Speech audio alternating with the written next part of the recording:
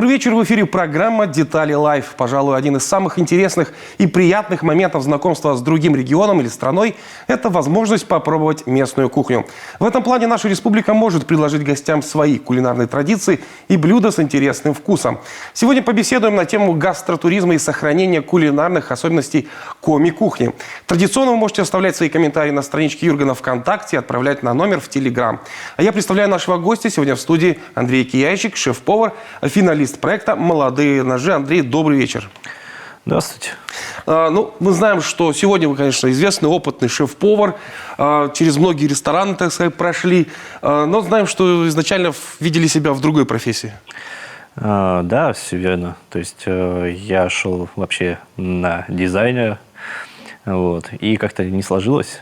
Пошел в колледж СТЭК. И там отучился на технолога. Соответственно, больше сейчас в кулинарии. Сколько лет вы уже занимаетесь поварским искусством? Так, получается, лет 10 уже. Лет 10, то есть у вас уже богатый опыт такой. Работали, по-моему, за пределами региона тоже, да? Да, все верно. В Ростове прожил больше года.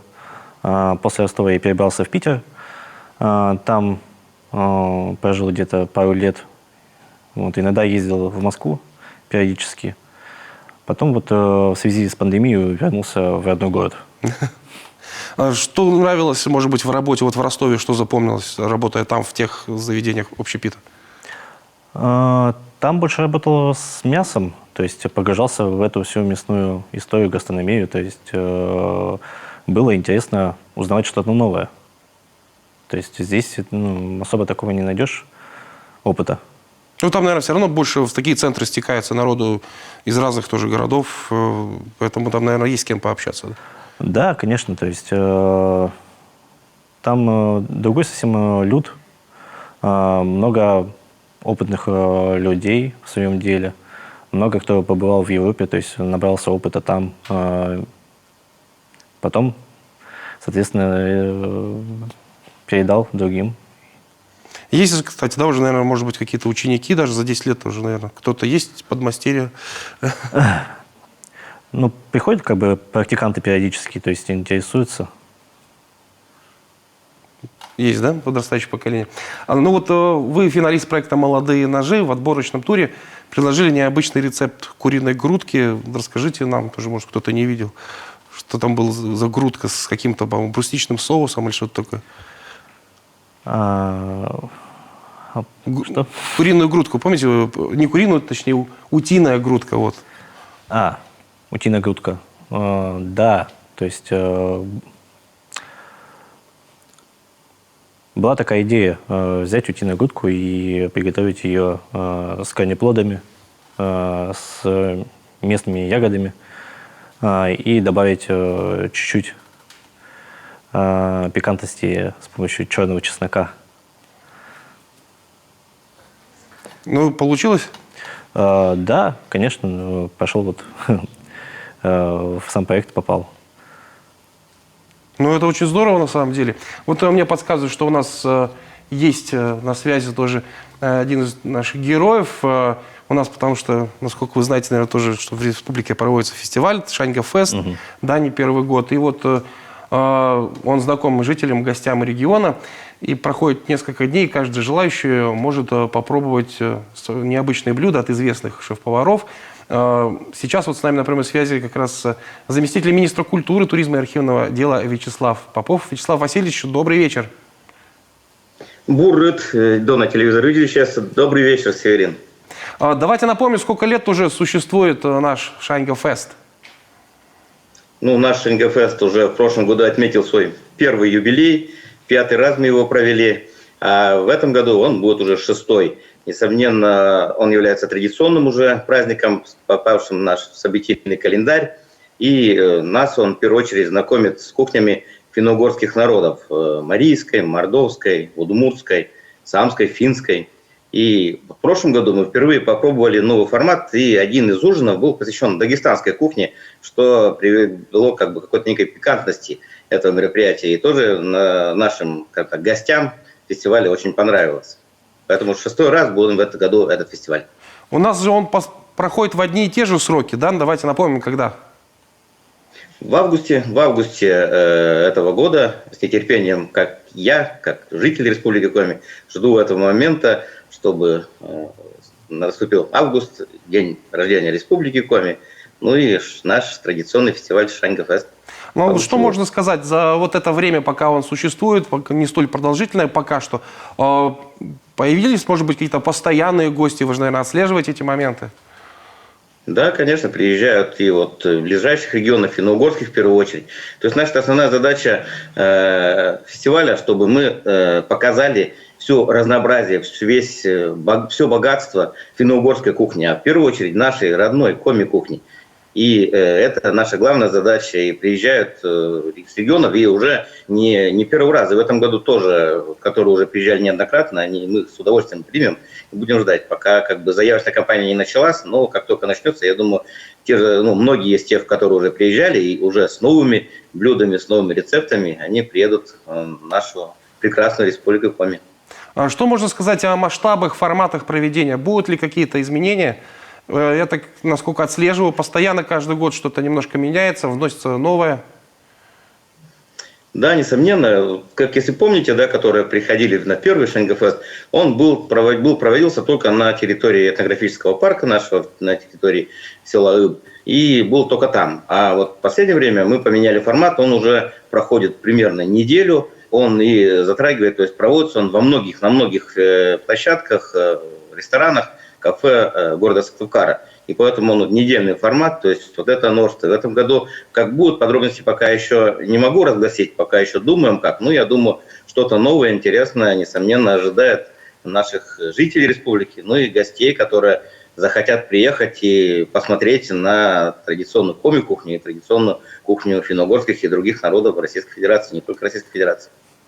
Вячеслав Васильевич, спасибо. Будем ждать, конечно, очередного Шаньга-феста. Может быть, стоит подумать и не только летний, но и какой-то зимний формат фестиваля.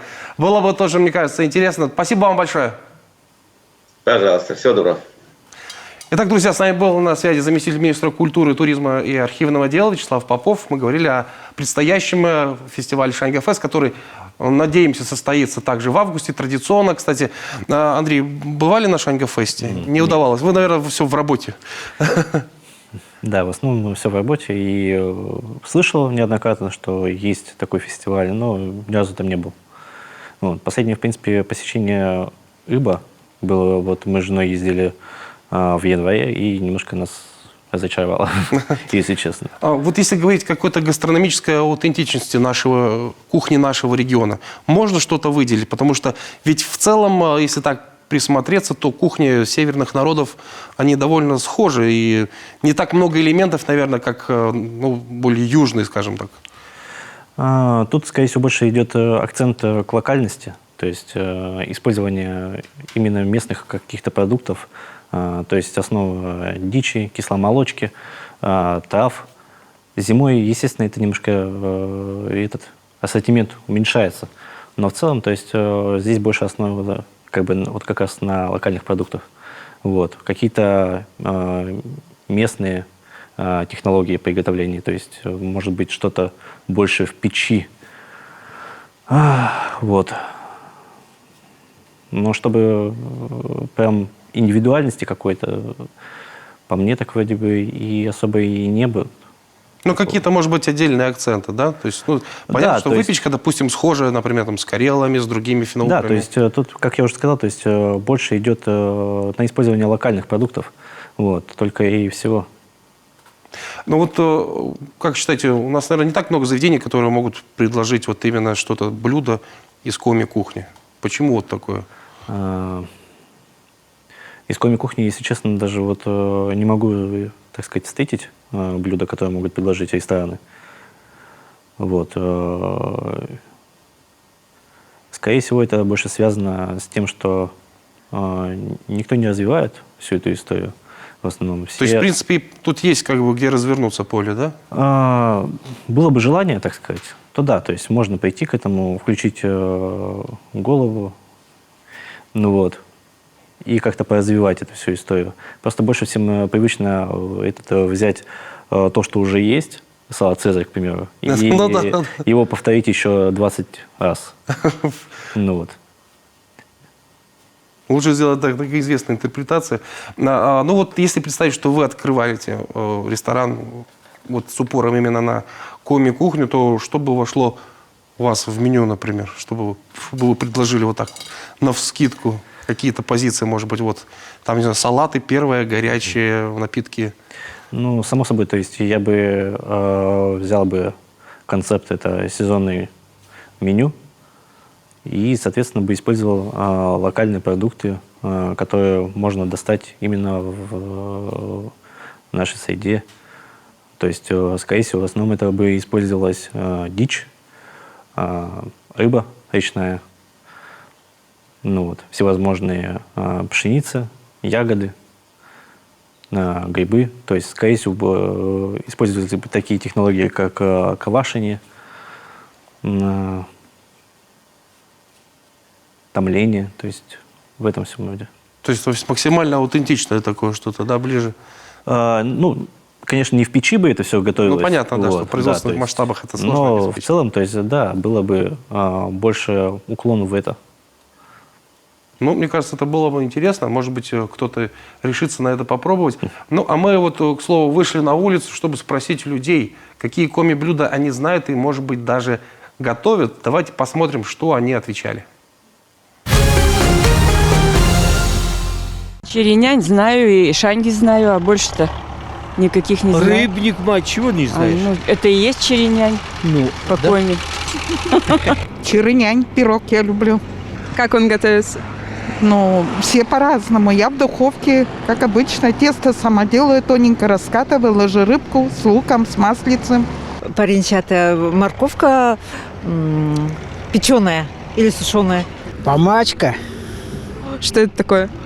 Ну, это рыбу варят, отваривают и с картошкой мешают соленую рыбу.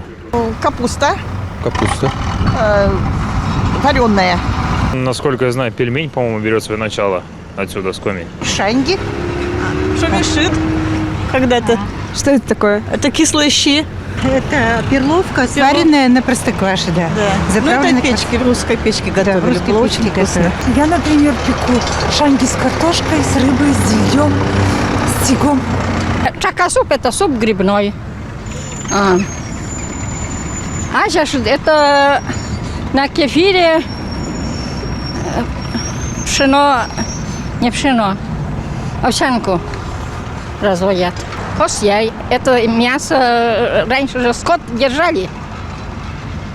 Мясо, значит, коптили немножко, печки вялили и потом сушили. Я знаю, мне вот сватя говорила, например, черемуху как-то с мукой мололи, такое вкусное лакомство, это чисто коми. Все бабушки, скорее всего, пекли нам в детстве шанги, и это очень национальное и вкусное блюдо.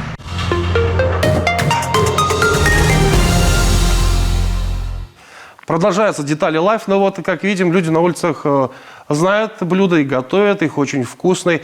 Вы, кстати, что-то из коми блюд пробовали? Там же рыба в молоке, там, я не знаю, ну, шанги, наверное, приходилось пробовать точно. Да, то есть шанги пробовал, рыбу в молоке тоже. Ну, вот, рыба с молоком мне как бы вкусно, да, то есть интересно. Ну вот если интересно, что финский суп есть, да, тоже куда добавляют со сливками, опять же, тоже такое сочетание. Получается, все равно вот прослеживается какая-то общая линия вот этих рецептов финно-угорских, вот, ну, северных народов, прослеживается что-то общее в кухне. Да, конечно, то есть, в принципе, народ-то был раньше бедный, то есть, и в основном использовали то, что было под рукой, то есть, это вот использование пшеницы, огородные какие-то продукты, дичь, все на рыбалку ходили, ну, вот, и также использовали кисломолочку. То есть, сливки, это, скорее всего, уже более момент... Ну, ближе к современности. Да, к современности. То есть, скорее всего, если брать какие-то стандарты, то, скорее всего, там тоже использовалась какая-нибудь кисломолочка. Вот. А может быть, это вообще новый какой-то, уже с 2000-х годов. Вот как относитесь к тому, чтобы вносить какие-то авторские нотки какие-то оригинальные рецепты, да? Ну, то есть вот там, допустим, опять же, ну, те же шанги, они выпекаются по одному как бы такому стандарту у нас, да? Но если вот и менять такие вещи, как часто, вот, как готовы вы к этому, может быть, сами экспериментируете тоже на кухне? Мне кажется, не все стоит менять. Иногда некоторые лучше оставить так, как оно есть. Ну, вот. Потому что бывает, велосипед вот новый не придумаешь, вот, а можешь сделать куда хуже эту историю. Поэтому зачем?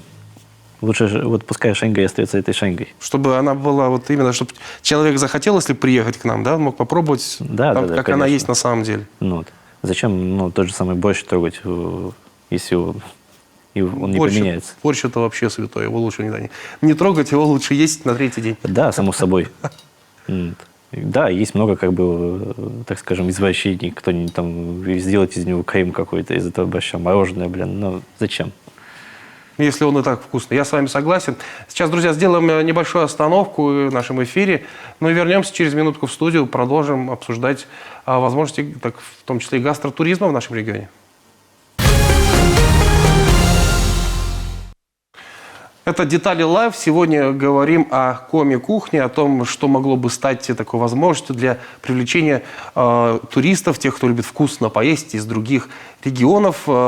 Прежде чем продолжим дальше, хочу спросить еще, вот, Андрей, как вы считаете, есть ли у нас действительно в республике то, что вот можно гастротуристов привлечь чем?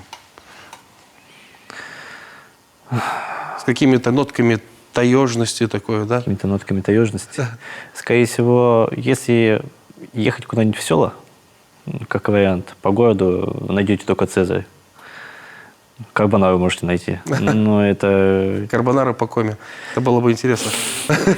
Но мы не будем так извращаться. На самом деле, Андрей, вы действительно правы. Вот мы сколько ездим по командировкам, мои коллеги тоже в том числе, действительно, во многих населенных пунктах, которые расположены далеко от столицы, очень много вкусных можно найти блюд. Вот, например, моя коллега Елена Красильникова побывала в гостях у одной жительницы замечательного села Кирчомья. Большой, кстати, привет, где попробовала вкусные шанги из печи.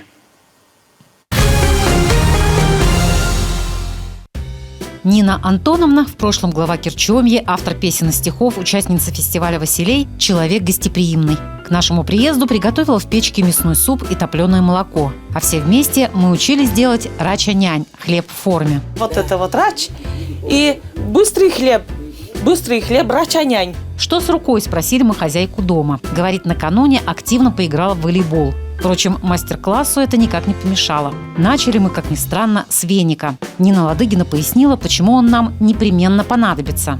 Когда хлеб суешь в печку, чтобы туда пепел не попал, надо это все убрать, золу. И вот делалось это вот таким веником хвойным. Пачлыс. Сейчас можно запоминать рецепт Нины Антоновны. Она смешивает простоквашу и молоко в равных пропорциях. Кто-то делает наливные шанги только из простокваши. Я сюда добавляю топленое молоко немножко. Оно дает специфический такой вкус, сливочный вкус. Одно яйцо, немного сахара, соли и соды. Добавляем муку, так чтобы тесто было жидкое, но гуще, чем на блины. Сметану достаем из холодильника заранее. Если сметана холодная, она не размазывается сверху, она падает прям, шмаканущая, пойдешь. Теперь пора приготовить формочки. Конечно, таких, как у Нины Антоновны, в магазине уже не найти.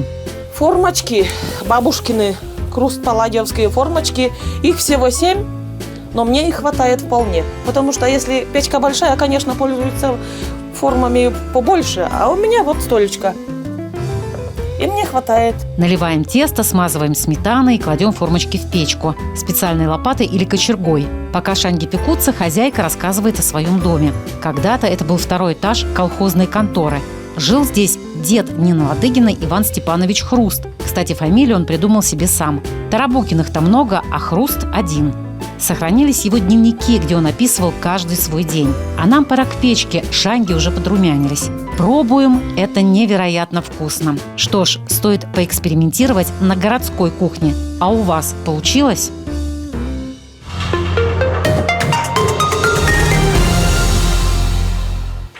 Действительно, на самом деле, продукты, приготовленные в печи, это очень вкусно. Мне кажется, там, что не положи, что запечешь, да, вот печь дает все-таки какой-то свой эффект. Да. Была возможность что-то пробовать из печи? Пробовали? Да, конечно. Но сейчас многие рестораны в больших городах используют печи. Прям вот настоящие печи? Ну, там немножко, так сказать, печь... модернизировано. Да, модернизировано больше, вот, но тем не менее, да, используют. Ну, а мы сейчас, давайте, друзья, перенесемся в наш братский финно-угорский регион, в Удмуртию. Буквально вот на днях, вчера там завершился гастрофестиваль «Всемирный день пельменей». Он прошел в 9-й раз. И сейчас с нами на связи Богдан Анфиногенов, методист Дома дружбы народов Удмуртской республики. Богдан, добрый вечер. Буррит Дона Йортьяс. Буррит, как прошел фестиваль, расскажите. Фестиваль прошел уже в 9-й раз у нас, 2015 года проходит. И прошел, как обычно, очень классно, очень круто. Я знаю, что он с 6 числа он начался, да, и все несколько дней шел. Да, у нас целую неделю, как обычно, идет фестиваль с 6 по 11 число. То есть в субботу у нас был уже главный фестивальный день. И каждый день шли какие-то мероприятия, мастер-классы и так далее, и так далее. Ну, конечно, наверное, в центре все-таки был тот самый пельмень. Пельмени. Сколько вообще за время проведения фестиваля съели пельмени? Кто-то считал?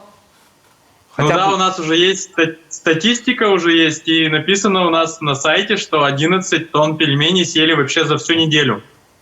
Это больше, чем в другие года фестиваля? Когда-то мы пытались ставить рекорд Гиннесса даже по поеданию пельменей. Я думаю, поэтому это не рекорд. То есть мы когда-то сделали больше, но точно не скажу цифру сейчас. Но в следующий раз приглашайте наших гостей из Коми Республики. Мы вам поможем. А, кстати, гостей из других регионов много было? Да, у нас, как обычно, соседние регионы приезжают. Также я слышал, что даже из Китая были гости. И еще специально комиссия по туризму Государственной Думы Российской Федерации приезжала. Так что было очень много разных гостей. У вас там был даже пельменный съезд, да, так называемый? Ну да, это всегда мы так называем, тоже как раз когда приезжают журналисты, и мы показываем из разных регионов тоже, как лепят пельмени, из Башкирии, из Татарстана, из Коми, из Пермского края, и это, да, пельменный съезд, всемирный. Богдан, спасибо вам большое, желаем новых, интересных тоже фестивалей, может быть, каких-то даже начинок. Спасибо вам большое. Спасибо. Спасибо, друзья. Удмуртия была на связи. Вот как бы есть такое предположение, что финно-угорские народы в большей степени, да, причастны к созданию пельменя. Ну, потому что, вот, например, в знаменитой книге известного историка Вильяма Похлебкина «Национальная кухня наших народов» говорится, что вот финно-угры, потому что мука была в дефиците, приходилось выменивать ее на меха, поэтому кусочки мяса приходилось заворачивать в тесто толщиной максимум 1 миллиметр. И так, собственно, и появились всеми нами любимые пельмешки. Ну вот удмурты претендуют как бы на родину пельменей, но мы, собственно, не претендуем тоже. Но вот как считаете, действительно ли вот можно считать, что северные народы, опять же, финно-угорские, из-за такого дефицита муки создали пельмень? Ну, все ведь трактуют по-разному. То есть кто-то говорит о том, что Китай да, они тоже любят это дело, то есть создал этот пельмень. Вот. Нельзя и как бы упустить момент, то, что есть и в Италии, это свои пельмени, равиоли. То есть народ это в те времена был беден. То есть, ну, это можно было ожидать того, что все делали что-то из хлеба. Та же самая пицца. То есть просто где-то кто-то когда-то постепенно к этому пришел естественным путем, да, наверное. Само собой. То есть, может быть, просто вот где-то увидели информацию того, что это изобретено там в такие-то года, но нельзя ведь исключать того, что это могло быть ранее у кого-то другого. Вы как сами к пельменям относитесь? Положительно. А как определить хорошие пельмени? Вот, можно ли, наверное, в магазинах найти хорошие пельмени? На что обращать внимание? Лучше, понятно, конечно, сделать самому. Да, конечно, лучше это самому. То есть, в первую очередь, это должно быть тонкое и упругое тесто, ну, вот, которое сохранит весь сок мяса. То есть мы же любим за сочность все это. Ну, вот, а когда тесто плотное, там мало мяса, то есть это и в желудке потом в конце кажется как... Неприятно, да? Да. То есть, что касаемо, допустим, магазинных пельменей, ну, я бы не сказал, чтобы все какие-то плохие. Можно найти? Можно выбрать, да? Да, само собой. На что вот обратить внимание? Потому что, ну, наверное, прежде всего на состав. Состав — это, конечно, хорошо. Мне кажется, в любом случае состав не будет с вами стопроцентно как бы честен. Ну, вот. Тут, может быть, все-таки больше сказывается на опыте. То есть мы же все любим, так сказать, пробовать что-то новое. То есть достаточно попробовать там Ложкарев, потом попробовать что-то другое, какой-нибудь Мираторг. Другие марки, да. Да, то есть и прийти к своему. Ну, вот. То есть у каждого есть свой вкус. Может быть, вам понравится одно, мне другое. Ну, абсолютно согласен, но все-таки вот лучше, наверное, действительно с семьей сесть, налепить, да, как, во-первых, и мелкой моторикой детям полезно и приятно всей семье. С мясом вы много работали, да, в свое время? Да, было такое время. Что, вот какой вид мяса больше всего, вот, кажется, наиболее, скажем так, удобен в приготовлении? Там, наверное, курятина, наверное, да? Или все зависит от того, как подходить и что готовить? Тут, скорее всего, да, действительно, смотря как подойти. Продукты все разные бывают. Каждый продукт не заточен, так сказать, на 100%, как в Макдональдсе бургер. Ну, вот. Тут нужно чувствовать продукт. Ну, вот, потому что это все-таки животные. Ну, вот. Они искусственно там выращены, клонированы через принтер. Ну, вот. У него может быть сейчас мягкое мясо, может быть чуть поплотнее. Может быть больше, а могут тебе пойти отруп чуть поменьше. Потому что, ну, теленок чуть поменьше был. Ну, вот. Поэтому тут просто нужно чувствовать эти продукты, ну, вот, с ними знакомиться. Ну, курятина, например, мне кажется, скорее всего, она вот из таких, что можно, как бы, грубо говоря, почти на каждый день. Потому что с говядиной там, наверное, побольше надо поработать. Да, с курицей все попроще. С говядиной в этом плане, да, посложнее будет. Ну, в любом случае, наверное, не бояться надо экспериментов, да? И... Да, само собой. Какие главные качества хорошего повара вот вы бы выделили? Скорее всего, в первую очередь, это внимание. Ну, вот. Потому что внимание к деталям – это все-таки рост, в первую очередь. Потому что, ну, как сказать, пожарить стейк, не понимая всех этих процессов. Ну, вот. То же самое, что и, в принципе, тот же самый пельмень слепить. То есть нужно же почувствовать тесто. Потому что можно его замешать, он будет очень плотным, и у вас вообще как бы не сварится. Ну, вот. А может быть, он очень мягким и развалится тесто. Итак, внимание. Какое еще качество вы выделили бы? Ну, ответственность все-таки должна быть. Во многих как бы заведениях бывает такое, то есть считают себя люди, ну, я повар, какую ответственность несу? Нет, в любом случае ты должен нести ответственность. Все-таки за качество ты кормишь людей, и, в принципе, ну, должно быть какое-то уважение, в первую очередь, к себе. То есть ты можешь, конечно, приготовить всякую бурду, ну, вот, но если у тебя есть уважение, в первую очередь, к себе, то такого ни разу не будет. А значит, гости будут сыты, здоровы, уйдут с хорошим настроением. Да. Спасибо вам большое. Желаем новых, интересных каких-нибудь экспериментов. Спасибо. Надеемся услышать ваше имя, в том числе где-нибудь на федеральном уровне. Может быть, будете автором первого коми-национального ресторана. Андрей, спасибо большое. Спасибо. Друзья, не бойтесь экспериментов на кухне. Питайтесь вкусно, правильно, полезно. И готовьте с душой для себя и для других. Приятного вечера. Всего доброго.